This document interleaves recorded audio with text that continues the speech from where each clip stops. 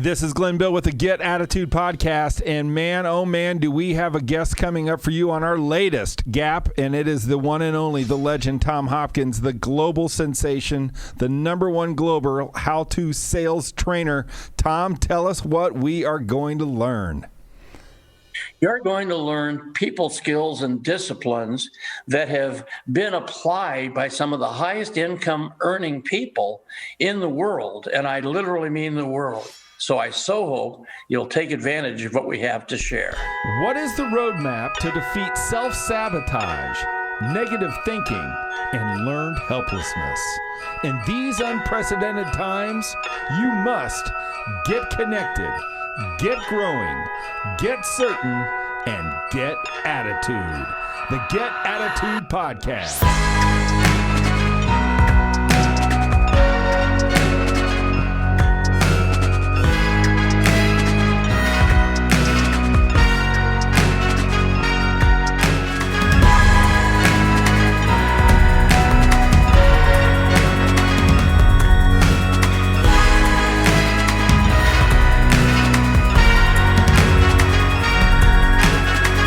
If you're looking for a boost, if you're looking to find answers on how you can bridge the gap from who you are to who you want to become, and if you're looking to bridge the gap to find the answers from where you are to where you want to go, we have one of the most esteemed public speakers and sales trainers in the world. We are with a true legend. We are with the host, Glenn Bill's very first mentor. I was 18 years old driving around trying to figure out how to sell real estate, and I got a hold of these tapes called The Official Guide to Success.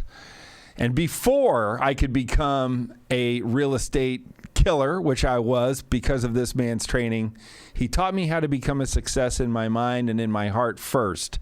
I'm going to read you a little intro. Our guest today has earned the reputation of being America's and the world's really #1 how-to sales trainer.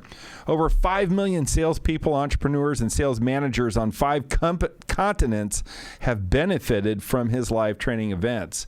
He has perfected his selling skills during his 8-year real estate career, in which he received numerous awards. He was, in his last year selling real estate, closed 365 homes, one home every day, something that was unheard of at the time and rarely has been matched.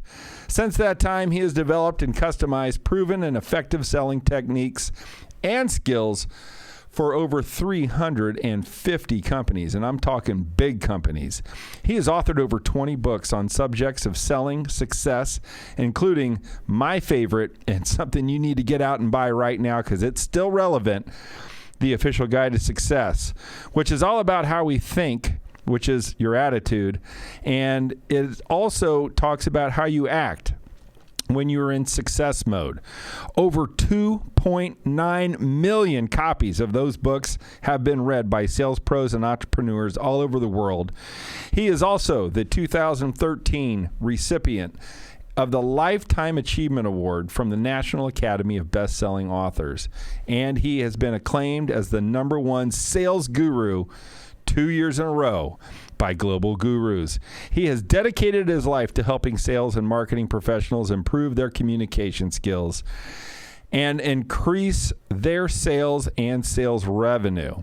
So it is with such enthusiasm and such honor that we introduce my mentor, my personal mentor from day one, finally on the Get Attitude podcast, the legendary, the great Mr.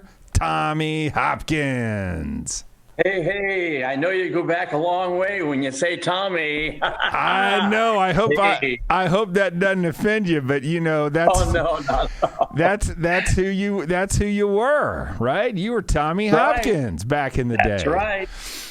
Tom, it's so great. This is so great. Yeah, isn't it wonderful? I mean, we've had such a relationship. I have personally attended over 30 Tom Hopkins training seminars. And Tom, as you listen to my Source of Sales program that I do, you're going to go, hey, hold on, that's Tom. So I always want to make sure we give Tom credit for me plagiarizing and copying. I don't think I did it too much. But such beautiful, beautiful stuff. Tom, I mean, gosh, I don't know where to start, but man, did you have, you had a little bit of a rough start. And so I think as great of all that stuff that we've heard, let's go back to when you were a poor, broke salesperson. And what was in your mind when it clicked? What was, number one, what I really want to know is, what does attitude mean to you? And when did your attitude change to become the person you've become? Well, first of all, let me say this, that throughout the time I share with you, there'll be a lot of examples of this thing called gap, because that really will be a major part of how I've been fortunate in my life, is to find ideas and people to bridge the gaps that we all go through in our life. So this will be wonderful. I'm excited about it. So you just fire away, and I'll be ready with the answers. All right, let's start right here. What does attitude mean to you, and what is your definition of attitude? Well, first of all, I think I have to go back a little bit. I really believe that, I have 4 words that I felt have always been critical. And if I could show a graph, I would say that your whole life is built on basically 4 words you develop in your life. Number 1 is attitude. And I believe your altitude of flight and success will literally be determined on a day-to-day basis on your thinking process as to your attitude. And the second word is enthusiasm. I really believe that you have to be excited with what you do in your life. The people I have found, Glenn, that have become the most successful are always excited. They are pumped on life. They're pumped on the fact they woke up another day. They have this radiant attitude of, hey, I'm going to have a blast today, helping people, serving people. And then, of course, the third word is discipline. And I feel the people that achieve most, besides attitude and enthusiasm, develop what I call life's disciplines, which are certain things we'll talk about in our time today. And then, of course, the last word of the 4 is goals, to where a person has fundamentally learned the art of short-term and long-term goal setting. And so those 4 words, attitude, enthusiasm, discipline, and goals, have always been foundational in my life. And I'll go through some of this as I talk about later on the different decades and what happened that I think caused my personality, my temperament, my achievements to happen. And so there was a lot to it. But I really feel we all have, I think, defining moments in our life where a sentence, a phrase, a person can have a tremendous effect to determine where your attitude is. And this happened to me when I was very young. I wasn't a good student in school. I didn't have much more than a C, B average ever. And my mom and dad, of course, my dad especially, was the old school guy who said, Tom, you'll never be anything if you don't go to college and get a degree.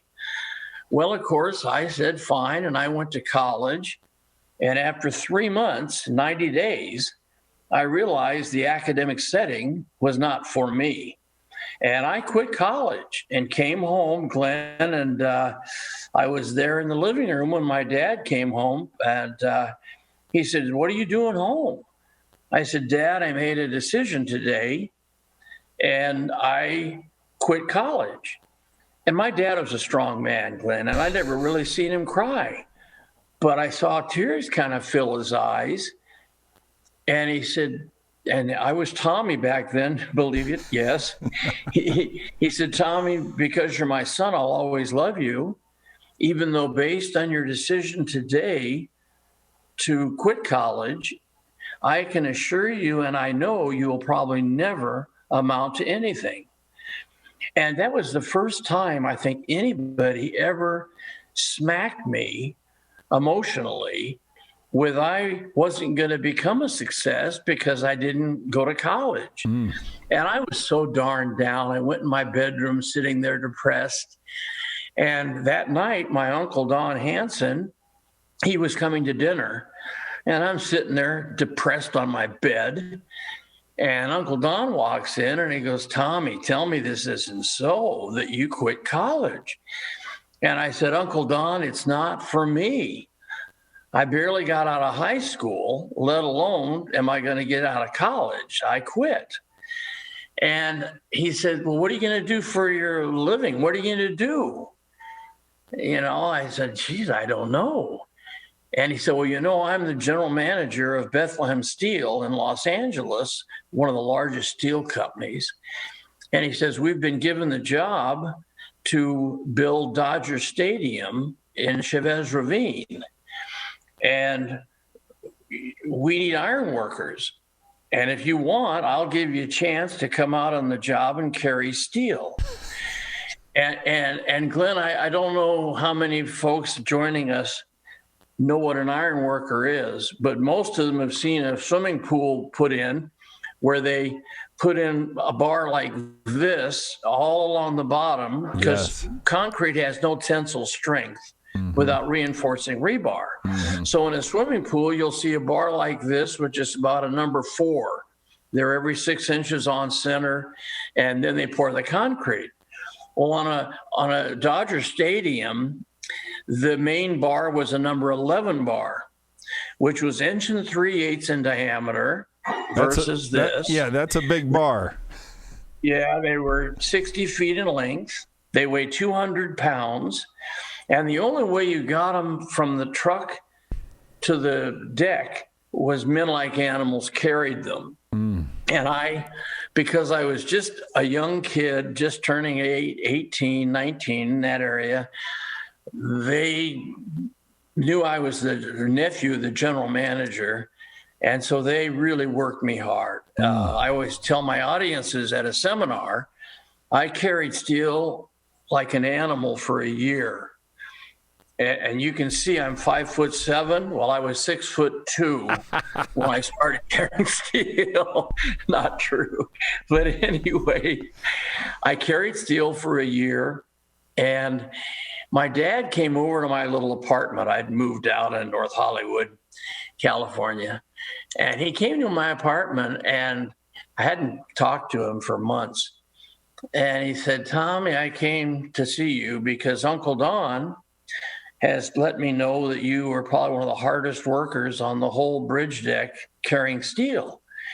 And he said, I'm really happy and proud of you, which I'd never heard him say. Right. And he says, well, what are you going to do? How long are you going to carry steel?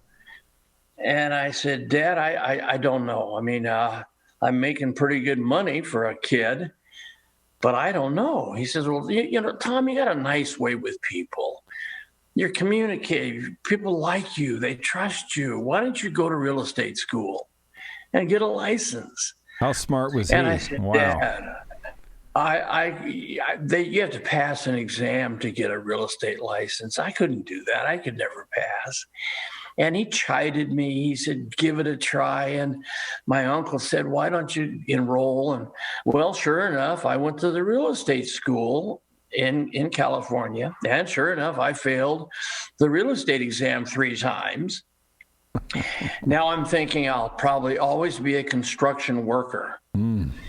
Luckily, I went back, and the 4th time, through just a lot of memorization, I passed the darn exam and got a real estate license. But then again, this is how fate is. Here I'm a teenager, which was very unheard of in real estate. Back then, it was and I don't mean to offend women, but it was a middle-aged man's business in the real estate residential field, yes, which is not true today. Women pretty much dominate the residential real estate field in this country. But the challenge I had was, number one, I didn't have a car, and you need a car to sell real estate. I only had a motorcycle. Yeah. Number 2, I looked young at 18. I looked very young. And I'd walk into brokers after working in a steel field all day, covered with dirt. And I'd walk in and say, you know, I got a real estate license. Would you give me a chance and hire me?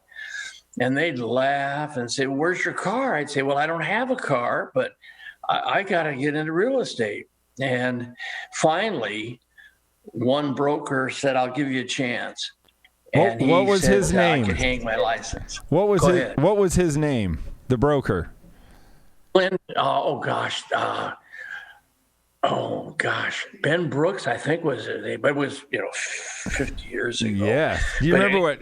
That's crazy. It was Coldwell Banker. Okay. Was the company, and anyway, I'll never forget.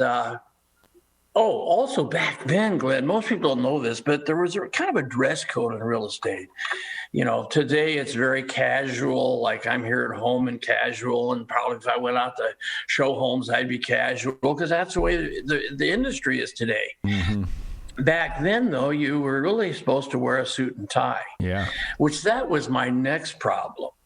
The manager that hired me says, well, show up here Monday for our meeting at 8, and we'll give you a chance. And of course, bring your suit and tie. And that was my next problem because I didn't own a suit. And the only outfit I had was this band uniform because I played in the band. And I had this kind of a purplish band uniform that I wore with velvet collars.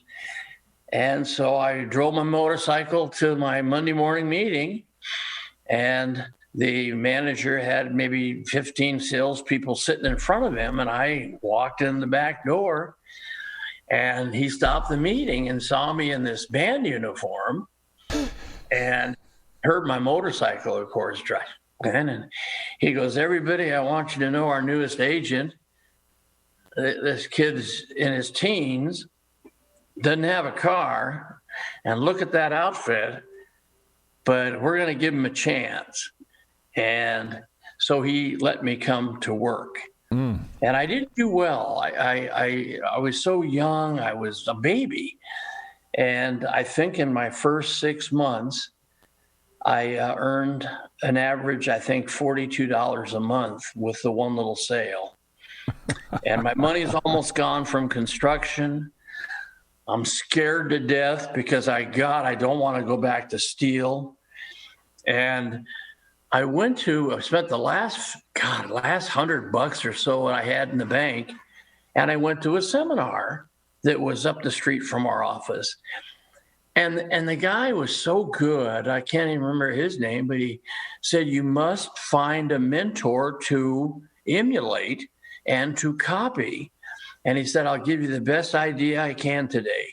Go back to your company, find out who the highest income earning salesperson is, then go ask, beg, do anything to see if they'll let you follow them around, listen to what they say, how they handle the telephone. And so I was so desperate. I went back to the company, and sure enough, the highest income person was a woman named Rose Lane. And Rose was their top producer. Well, here as a teenager, I call her, Mrs. Lane, I'm Tom Hopkins. I just joined the company, and I was taught at this seminar to find the best producer in the company and beg them to let me watch and listen to them. And she was so great. Glenn, she said, listen, young man, and she met me and she liked me. And she said, sure. So I'd go on listing appointments with her and just sit and listen. And she would show homes and introduce me as the new trainee, and I'd watch her. And I just started listening to how she came across, how she showed a home, how she handled objections. And I literally, Glenn, started copying and writing her words. And we didn't have recording devices really yet back then. I had no money to get one anyway if they had them. Right. But I literally copied Rose Lane. And sure enough, all of a sudden, I started making transactions. And all of a sudden, I thought, you know what? I can do this. And sure enough, I worked hard. I took 3 Christmas days off in my first 3 years in real estate. I was always the first one in and usually the last one to go home. But I was so desperate to prove my father wrong. I was going to become something. And sure enough, after another year or two, I was just the top person in this Coldwell Banker company, which had in that area in El, there was 300 or 400 salespeople. So all of a sudden I started tasting, and I started getting this attitude of, you know what, I'm going to do this. And of course, I started not only investing in ideas on selling. I went to see some of the great trainers, J. Douglas Edwards, who was the guru of closing the sale, and people like Art Linkletter, who back then was in the seminar business, and Dr. Norman Benson Peale and his wife, Ruth. Well, I just started going to all these people and became like a sponge. And I just literally started filling my mind with their concepts, their ideas, their philosophies, and started imitating and creating. And all of a sudden, I'll never forget in fact, that year you were talking about, it was November 15th. And my manager at the Coldwell Banker office calls me in, and he says, Tom, are you aware of what you're doing and have done? And I said, well, I'm having a ball and I'm making some money. I finally got that car. I mean, yeah, I'm loving it.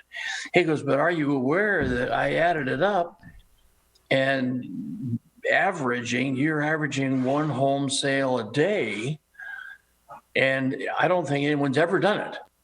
And if you can do that between now, November 15th, and the end of the year, and we can attest that you closed 365 home sales, your life will never be the same.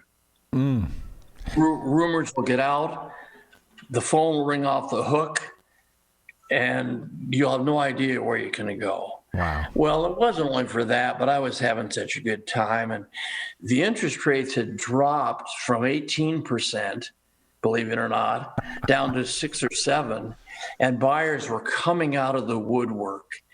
And I just worked my tail off, and sure enough, about 2 days before the end of the year, I turned in my paperwork for my 365th sale. And of course, the general manager of our company, he was one of these guys that touted he was a recruiting guy who he let everybody know how well our company was doing. And sure enough, he put me in the paper, my picture. It said this kid at, I think at that point I was 23. This kid at 23 sold 365 homes. If he can do it, so can you. Right. And so they kind of used me as a recruiting tool. And sure enough, the Los Angeles, or the real estate commissioner, called me and said, we're having our national convention in LA. We'd love you to come and speak. And of course, here I am, a 23-year-old kid, scared to death, never spoke, didn't even know I could do anything. And sure enough, I went to the convention. Now, there was 5,500 people attending the convention. Wow. I was going to do a 1:00 breakout session for 150. Well, I put my shirt and tie on my little speaker badge, and I'm standing there in the wings.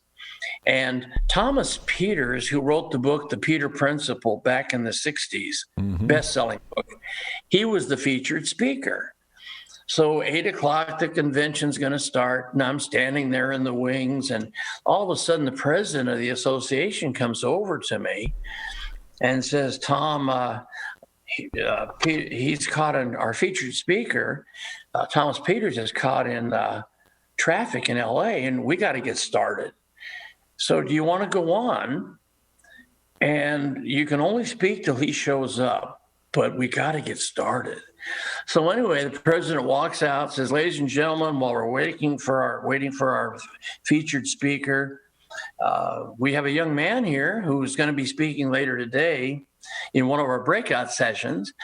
But last year, he did something pretty special. He sold 365 homes that year, closing one a day average. And the audience, you could hear him go, because that was unheard of. Sure. She had 4 or 5 real estate sales. You were hot stuff. That was an office. Yeah. So I walked out on the stage and I told him that there's 10 words that you got to quit saying in your company. And I got into him. Wouldn't you know it? I had 12 minutes before he showed up. I covered the 10 words. He got a thunderous standing ovation, which I was flabbergasted. Yeah. But I went back to my real estate office in Simi Valley, which is where it was. And sure enough, my phone started ringing. And these brokers would call up, "What'll you charge to come and teach our people?" And of course, I didn't want to do that yet. I figured I got to spend a couple more years investing in real estate, buying properties, which I did, and build my net worth to where I can really then, if I want to go and become a seminar speaker or write a book, I'll have the money to do that. Yes. And that's kind of what happened. And so it was, and I'll get into some of that in our decades stuff. I love it. Well, I love the story from start to finish. So many lessons. So our listeners are called gappers and gappers. I think we all understand, if you listen to that story, the amount of despair at different times in Tom's life, the amount of courage to take the opportunity and make something happen. These are the lessons of the legend, Tom Hopkins. We are going to take a quick break. We're going to come back with Knowledge Through the Decades with Tom. We're going to walk through his life, and we will be right back. And this is Glenn Bill. We are back at the Get Attitude podcast with the one and only, the legend, Mr. Tom Hopkins, the world's #1 how-to sales trainer. Over 5 million people he has trained on 5 continents. Just imagine. Tom doesn't do interviews very much anymore, so we're so fortunate to have him. But now we're going to go through his extraordinary life and the lessons that he learned on Knowledge Through the Decades. Tom, I'm sure you don't remember when you were born, but I'd love to know what you feel the attitude lesson is of a newborn baby, of birth. Boy, that's a tough question. And you know what? I don't think in all my years of interviews that I've ever been asked that far back.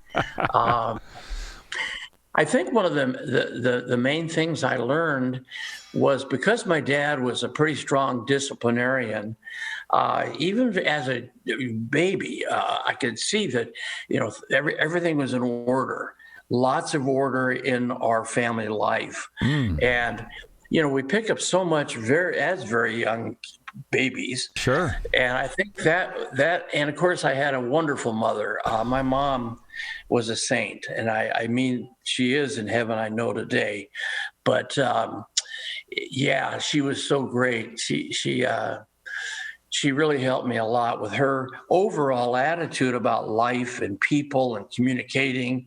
And, I've always had a little philosophy: love people. Yes. And use your financial blessings. Don't ever use people. And of course, that was my mom. That's awesome. Every one of her friends and all her relatives, they just worshiped her, and I could feel this love. And I think a lot of that came into my life at that point as a young baby. Yeah, that's fantastic. What a great lesson. What was your parents' name? I just want to get it on the record. Kathy and Lester. Les and Kathy. How about that? Let's go. Yeah. I'm just curious. Did you have a relationship with your grandparents? Not really. No, not really. They lived in another part of the town, and no, I wouldn't say it was a lot. Okay. We'd have holidays, but I couldn't hardly remember much of that. No influence. So let's go to 3rd grade. Do you remember being in California in 3rd or 4th grade? Do you remember a teacher? And do you remember maybe a day or something where you said, you know what, Glenn, when I was 10 years old, this is where I was. This was my attitude lesson. You remember learning anything back at 10 in grade school? Well, yeah, I started playing football for Pee Wee Football League at 8 years of age. Oh, wow. And I was smaller than most of the kids. I always have been a short person. But because I was smaller, I so wanted to win, and in playing football, I had to really work hard. I had to, I think, do more workout, run more, just so I could compete. Because there again, as an example, my dad would go to the games, and I was always trying to prove myself to him. And so I will say this, that probably one of the first things that affected me as a 8-year-old getting into football was you're going to have to work harder than most people, Right. because you're not as big or as strong. And so I've always been one of these people. I've always loved my work, whatever it was, selling real estate, even carrying steel. I would, a lot of the older guys on the steel deck, they didn't want to carry steel with me. And they used to say, I'm not getting, the kid wants to move too fast. Let's, because, they were their old 30 and 40-year-old old guys. Yes. And I'm a teenager carrying bars. Well, and they didn't want to carry steel with me, because I would really say, hey, let's get it done. Let's go. And we all know that most of our attitudes, most of our inner thoughts, most of our emotional anchors occur at that young age. So certainly that story goes through your life as we hear it. Now, we know at 20, you've kind of told us a little bit. I guess the attitude lesson at 20, you're carrying steel. I just want to know, who taught you at 20? What was the attitude lesson when you were hauling that steel back and forth? What's the one thing that our gappers could take away? What did you learn? Well, I basically learned that, if you got to do a job, do a good job. If you have to do something, do it well. Love it. I've been, I know when I went into management and had my real estate office and I managed 18 salespeople, a lot of them had said, that guy wants us to work so hard, but he's their first thing, he's there the last thing. And so again, I think you have to be an example of your attitude and your lifestyle and so forth, and the way you conduct yourself, the way you handle people, the way you do business, and so forth. I love it. So let's get to that. Let's get to that management phase. Then I'm guessing by the time you were 30, we're on 30 now, you probably were the manager. Maybe you were backing off selling, and maybe this speaking career, this book career was launching. Do you remember being 30, and what's the attitude lesson at 30? Well, yeah, I would say I realized through the investing of buying properties, which, again, I felt that the real wealth in California wouldn't be selling properties and earning a commission. It would be owning properties as income rentals. And back then, believe it or not, there was about a 10% home repossession rate in Simi Valley, California, meaning 1 out of every 10 home, the guys are being foreclosed upon with their VA and FHA loans. And I would, go out and I see a house looking pretty disrepaired and so forth, and I do some work and talk to the folks, and many of them say, yeah, we're letting the house go. And you'd be amazed, for a few $100, I could bail some of these houses out. Wow. And I was buying these darn houses, and they were vacant. So I'm trying to rent them. I drive over to Chatsworth and Woodland Hills, California, where the expensive properties were. And I'd find a hotel where they were renting, and I'd go into the rentals and say, look, I've got some homes right over the hill, 4 miles, Simi Valley, and I'll give you a great rental opportunity to rent a home instead of rent this little apartment. And I'm moving them out of apartments into my home. I'm sure the owner just loved you, Tom. I'm sure they believe me, there was a no trespassing sign put up after I would go by. No solicitation. I love it. Let's go to 40. So now you're 40, and I'm guessing you got some net worth. You've got your real estate. I would love to know what was in your mind. Where were you at 40? Well, what was happening? At 40, almost every week, I'm on a plane flying somewhere in the actual free enterprise capitalistic world. Yes. And I was flying to Canada, to Australia, New Zealand, Singapore, Malaysia, and taking my concepts of closing the sale and so forth to these countries. And back then, very few Americans were flying across the world to teach. So it was pretty super for me. And of course, we developed a company in Australia, Singapore, Malaysia, and we had trainers that then I would train so that I would leave and they would carry on the Tom Hopkins training using my book. And back then we didn't have our CDs and all that today as we do today, but I'd train them and I'd take them and write out scripts for them and have them memorize what to say so that they could, do the job, showing a home properly, presenting an offer on a property. And it was super. I had a blast.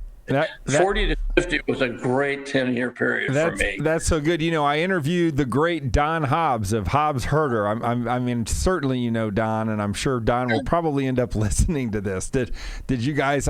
You cross paths? Did he ever publish your stuff, or did you guys do business back in the day? I can't remember if we did, but of course I know of his reputation. But I've been so fortunate to surround myself with such great people. Judy Slack, she's the woman who's kind of worked on putting all this together for us. Yes. But she's been with me over 40 years. Yeah, amazing. And has handled all these type of things, setting up promotions and so forth. I've been, knock on wood, very blessed to have great people around me. That's great. How about 50? Do you remember the big 5-0? Did you have a party, or were the 50s kind of the same as the 40s for you? Yeah.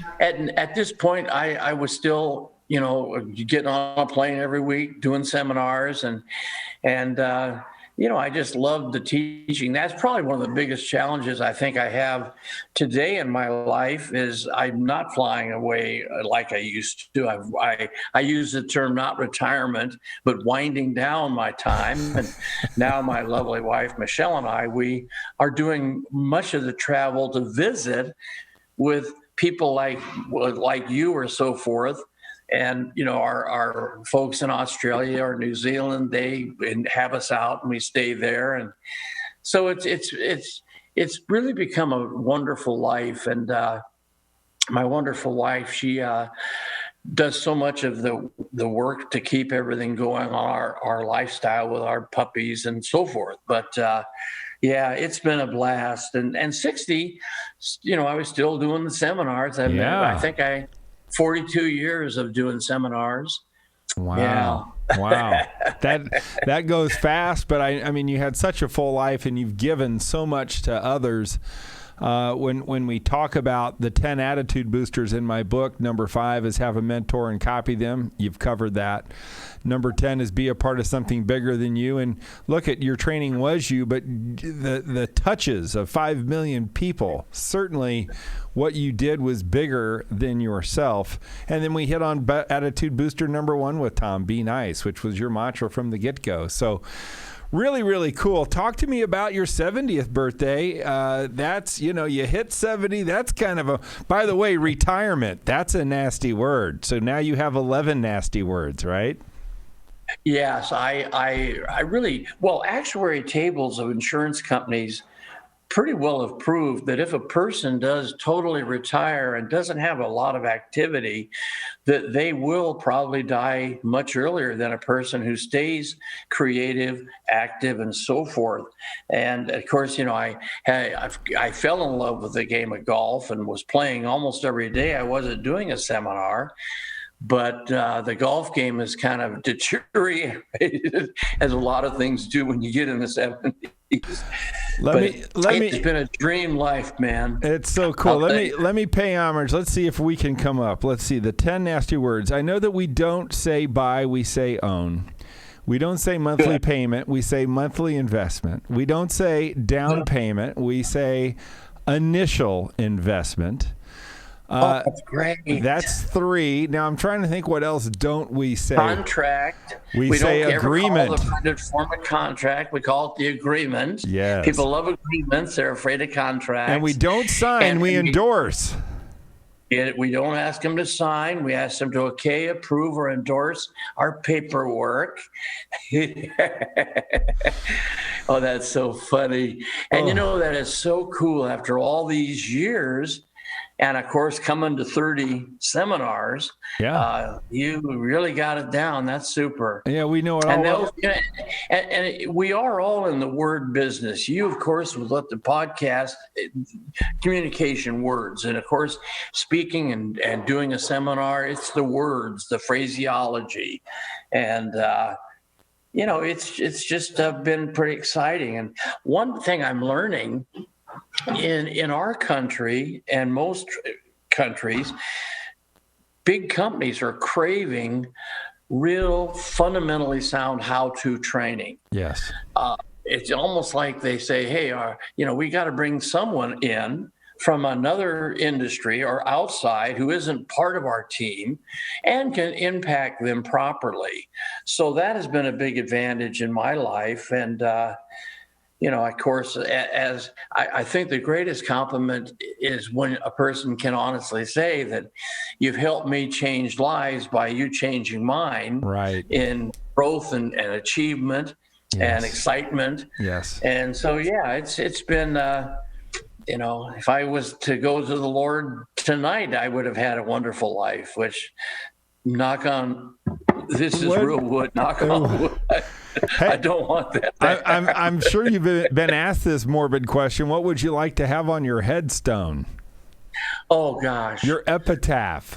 I would say a changer of lives for the betterment of all. Oh, I love it. I love that. We'll make it. I think that would be, and you can come out and put it on, you youngster, you. I'll get my chisel out.